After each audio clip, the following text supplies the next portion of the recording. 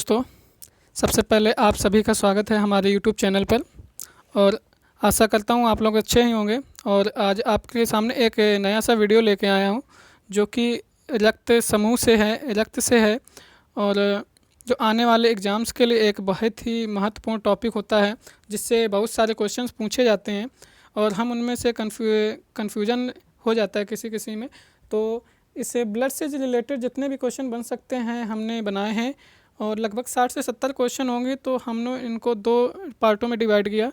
तो हमने इसी प्रकार से 2 वीडियो बनाए जो कि हाफ ऑफ करके बनाए। तो चलिए हम शुरू करते हैं। कि पहला क्वेश्चन है कि एक स्वस्थ व्यक्ति में लगभग रक्त होती है तो मिलियन मिलीमीटर क्यूब में पूछ रहा है।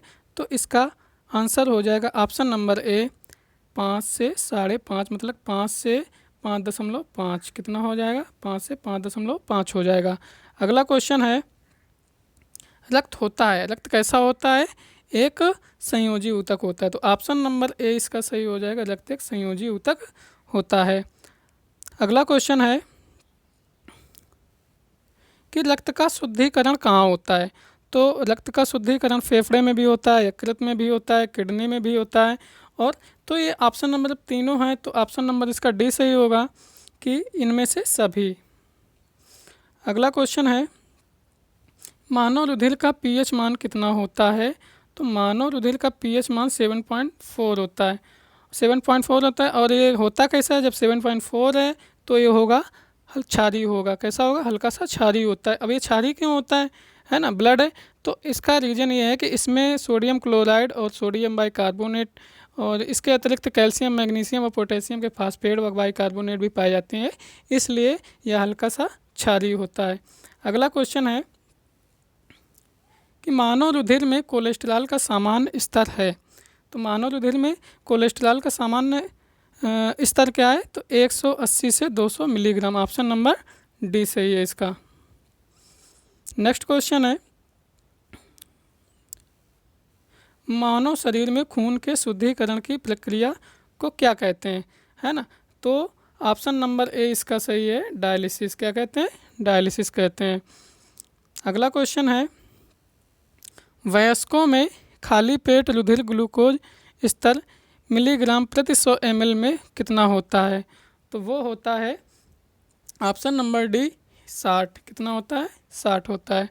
अगला क्वेश्चन है कि मनुष्य में सामान्य रुधिर शर्करा स्तर प्रति 100 ml रुधिर होती है, तो वो कितना होता है? 80 से 100 मिलीग्राम। कितना होता है? 80 से 100 मिलीग्राम होता है। अगला क्वेश्चन है, मानव रक्त प्लाज्मा में प्रायः पानी की प्रतिशत मात्रा में कितनी भिन्नता होती है ना? तो पानी पूछ रहा है, प्लाज्मा में पानी कितना होता है? तो 90 से 92% होता है। तो इसका ऑप्शन नंबर डी सही है, 90 से 92%। अगला क्वेश्चन है, मानव में कुल रक्त आयतन में प्लाज्मा का प्रतिशत लगभग कितना होता है? तो ऑप्शन नंबर इसका जो है सी सही होगा, 55। और अगला क्वेश्चन है, एक किशोरावय मनुष्य में सामान्य रक्तदाब कितना होता है?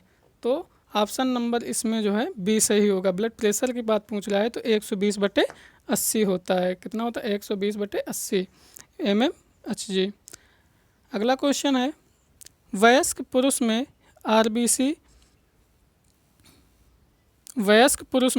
आरबीसी की सामान्य संख्या होती है।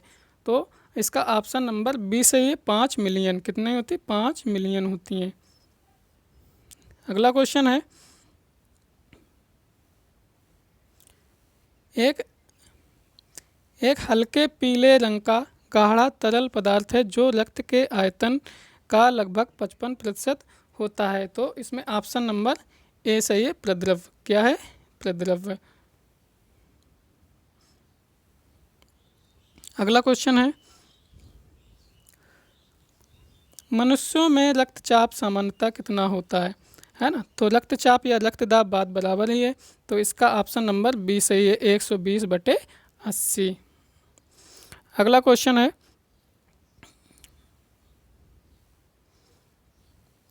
आरबीसी मतलब कि रेड ब्लड कार्पल्स मतलब कि लाल रुधिर कणिकाएँ में बनती हैं। कहाँ पे बनती हैं? तो इसका ऑप्शन नंबर बी सही है, लाल अस्थि मज्जा में। कहाँ होता है? लाल अस्थि मज्जा में, है ना। तो आरबीसी मतलब रेड ब्लड कार्पल्स का कलर कैसा होता है? वो लाल होता है। अगर ये लाल होता है तो क्यों होता है? यहाँ पे भी बात आती है, लाल होता है तो लाल क्यों होता है?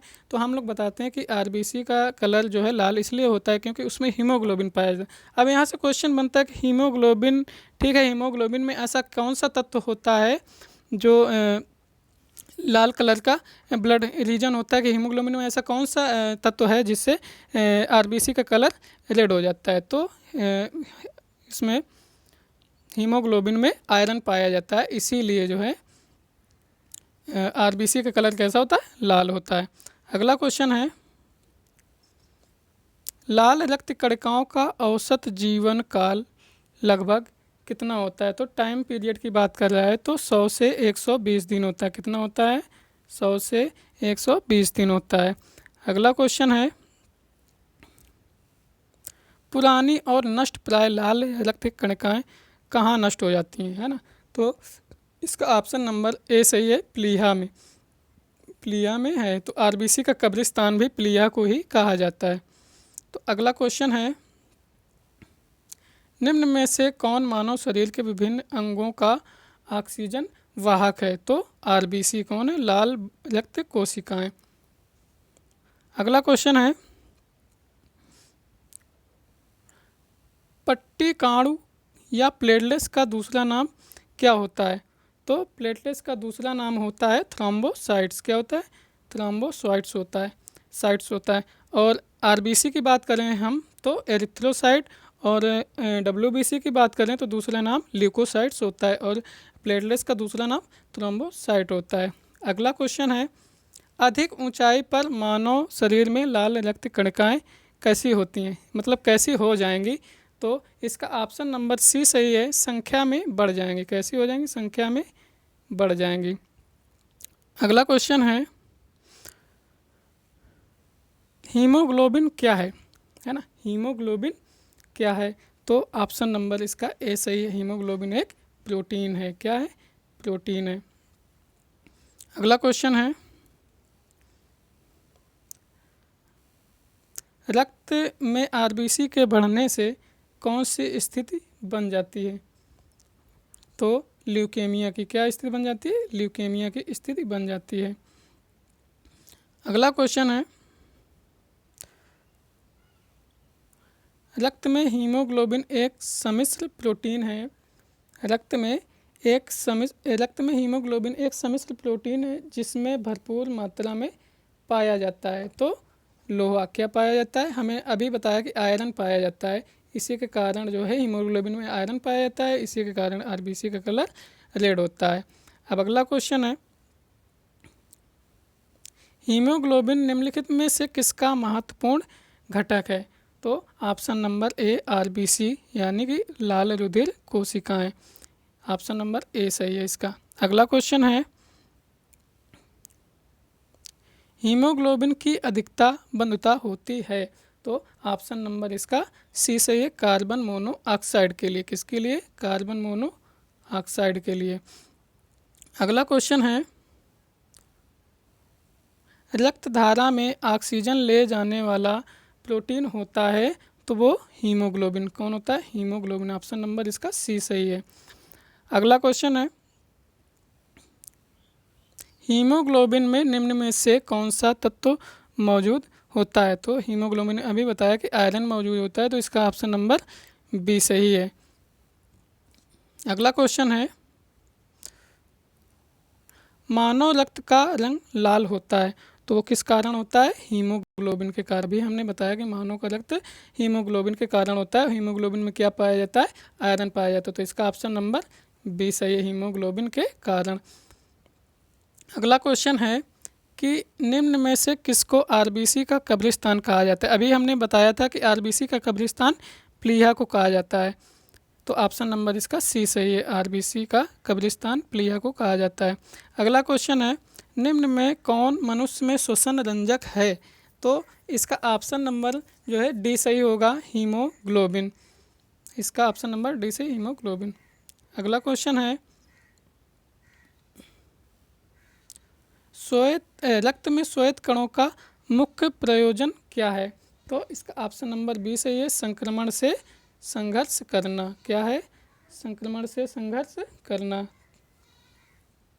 अगला क्वेश्चन है मानव शरीर का रक्त बैंक कौन कहलाता है? तो इसका ऑप्शन नंबर ए सही है, प्लीहा या तिल्ली।